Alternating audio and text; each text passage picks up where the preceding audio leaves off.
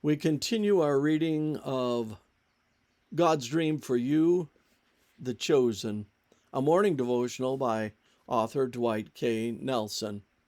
Today's reading, July 25, The Good Ole Days. All these faithful ones died without receiving what God had promised them, but they saw it all from a distance and welcomed the promises of God. They agreed that they were no more than foreigners and nomads here on earth. Hebrews 11:13. Don't you wish we lived in the good old days when parents were loving and kids were obedient and families were happy? What do you say we make a tally of the model homes among the great first families of sacred history? To help us spot the model families, let's give them letter grades. A for model, our ideal.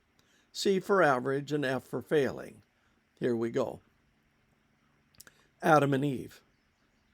We all want to give them an A for being our brave progenitors, but not even a perfect home can keep you from messing up, can it? C. How about Cain and Abel? That would be a big F. No sibling harmony there. And the pre-flood families? Cain ran away from home. Lamech introduced polygamy. Enoch did fine, but the intermarrying of the lines of the of the faithful and rebellious, melted down society.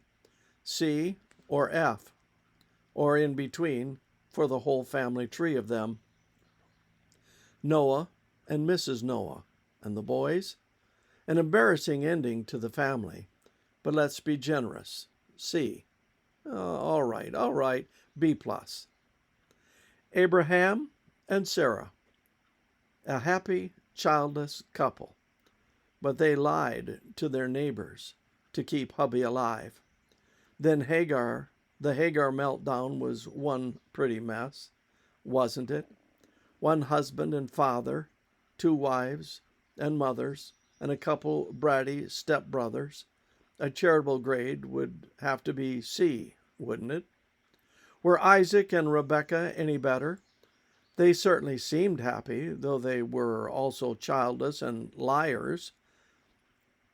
But they spoiled God's gift of twins, Esau and Jacob, by choosing favorites.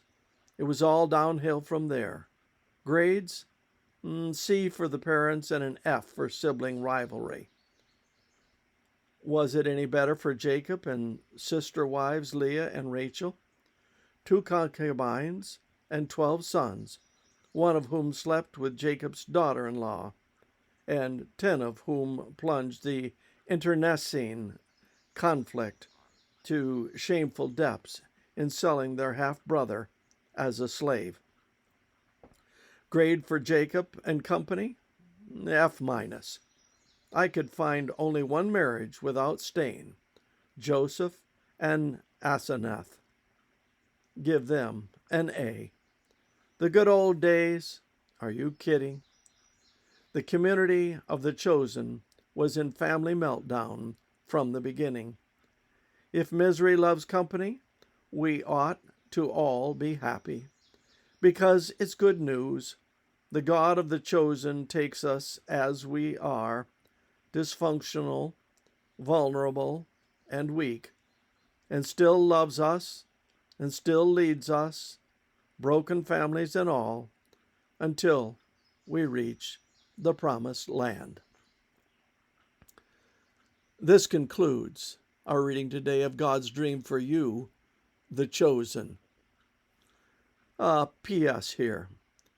A paragraph or so back, when talking about Jacob, his family, and his sons, and they're selling Joseph, half-brother, as a slave, a word was used, internecine, I-N-T-E-R-N-E-C-I-N-E,